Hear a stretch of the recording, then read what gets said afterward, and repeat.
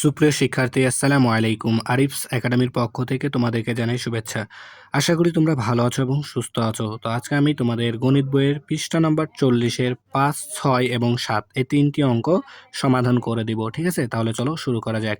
তো প্রথমে 5 নাম্বার প্রশ্নটা পড়ি। দেখো বলছে, একটি গোদামে 14,845 বস্তা চাল, 10,483 বস্তা গম ও 6,958 বস্তা ডাল আছে।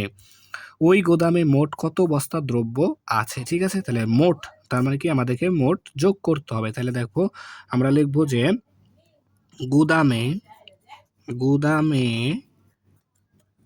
চাল আছে সমান সমান 14,845 বস্তা, তাই না?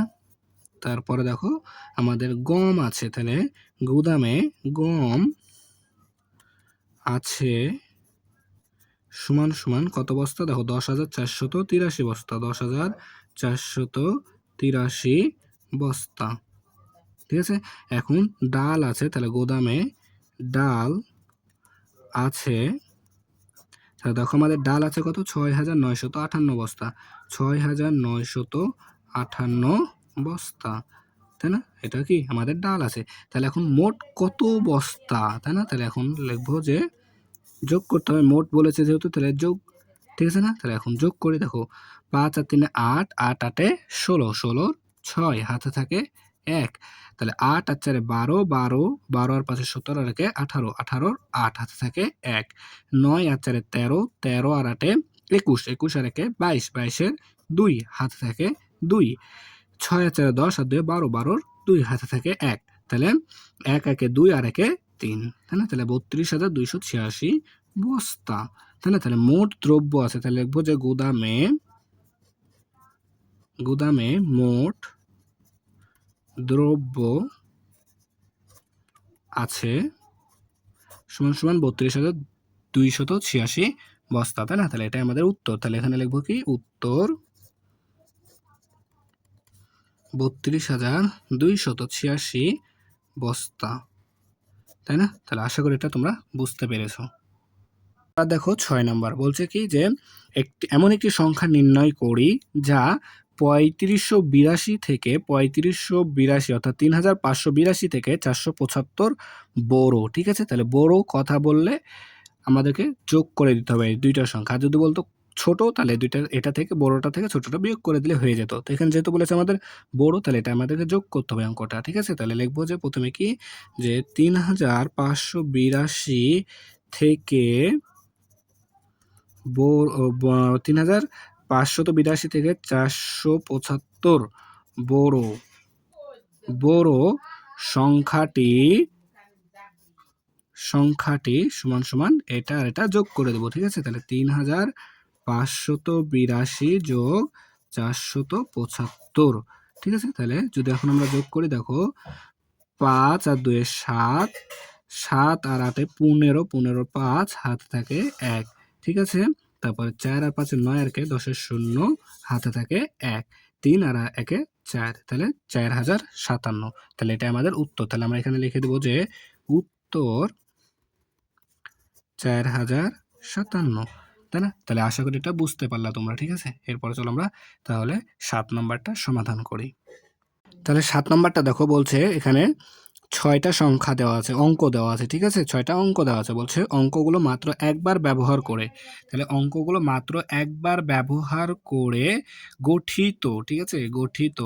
গঠিত বৃহত্তম ও ক্ষুদ্রতম সংখ্যার পার্থক্য নির্ণয় করো। অর্থাৎ এই অঙ্কগুলো দিয়ে আমাদেরকে বৃহত্তম অর্থাৎ বড় সংখ্যা তৈরি করতে হবে এবং ক্ষুদ্রতম অর্থাৎ ছোট সংখ্যা তৈরি করতে হবে এবং এদের পার্থক্য অর্থাৎ বড়টা থেকে ছোটটা বিয়োগ করতে হবে। ঠিক আছে? তাহলে দেখো প্রথমে আমরা লিখি যে বৃহত্তম বৃহত্তম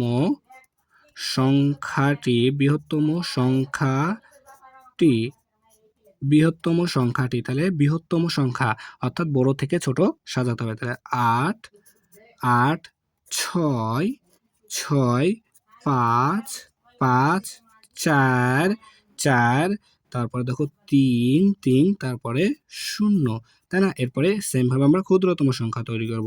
তাহলে ক্ষুদ্রতম ক্ষুদ্রতম সংখ্যাটি, তাহলে তাহলে ক্ষুদ্রতম সংখ্যা হবে কি, সবথেকে ছোট আছে আমাদের শূন্য, কিন্তু প্রথম অঙ্ক কিন্তু শূন্য হয় না, তাহলে শূন্য থেকে ছোট আছে 3, তারপরে শূন্য, তারপরে 4, 5, 6, 8। তাহলে দেখো বৃহত্তম সংখ্যাও তৈরি করা হলো, ক্ষুদ্রতম সংখ্যাও তৈরি করা হলো।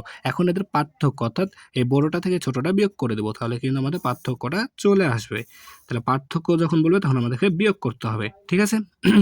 তাহলে দেখো এখন 0 থেকে 8 বাদ দিতে হবে, 0 থেকে 8 বাদ যায় না, তাহলে 0-কে 10 ধরবো, 10 থেকে যদি 8 বাদ দিই তাহলে 2, হাতে থাকে 1, হার দিয়েছিলাম 1-এ, তাহলে 1 এখন 6-কে দিয়ে দিলাম, 6 হয়ে গেল 7, তাহলে 3 থেকে 7 বাদ দিতে হবে, 3 থেকে 7 বাদ যায় না, তাহলে 3-কে ধরবো কত, 13, 13 থেকে 7 বাদ দিলে হয় 6, ঠিক আছে। আবার হাতে 1 থেকে 1, 5-কে দিয়ে দিলাম, 5 হয়ে গেল 6, তাহলে 4 থেকে 6 বাদ যায় না, তাহলে 4-কে কত ধরবো, 14, 14 থেকে 6 বাদ দিলে হয় 8, হাতে থাকে আবারও 1, 4-কে দিয়ে দিলাম, 4 হয়ে গেল 5, তাহলে 5 থেকে 5 বাদ দিলে 0, 6 থেকে 0 বাদ দিলে 6, 8 থেকে 3 বাদ দিলে 5, ঠিক আছে। তাহলে দেখো আমরা এখন নেব পার্থক্য। তাহলে পার্থক্য হলো, অর্থাৎ বৃহত্তম ও ক্ষুদ্রতম সংখ্যার পার্থক্য হলো কত, দেখো যদি আমরা এখানে কমা বসাই তাহলে দেখো একক, দশক, শতক, হাজার, অযুত, লক্ষ, 5,60,000, 5,60,862, ঠিক আছে। তাহলে আমরা এখানে উত্তর লিখে দেবো, এটা উত্তর 5,6,0,8,6,2, ঠিক আছে। তাহলে দেখো আমরা কিন্তু খুব সহজে এই 3টা অঙ্কই করে ফেলতে পারলাম, তাই না। তাহলে আশা করি তোমরা অঙ্কগুলো বুঝতে পেরেছো, ঠিক আছে। তাহলে আজকে এই পর্যন্তই। ভিডিওটি ভালো লাগলে অবশ্যই লাইক, কমেন্ট, শেয়ার করতে ভুলবে না, এবং পরবর্তী ভিডিও সবার আগে পেতে আমাদের চ্যানেলটি সাবস্ক্রাইব করে রাখো। আল্লাহ হাফেজ, আসসালামু আলাইকুম ওয়া রাহমাতুল্লাহ।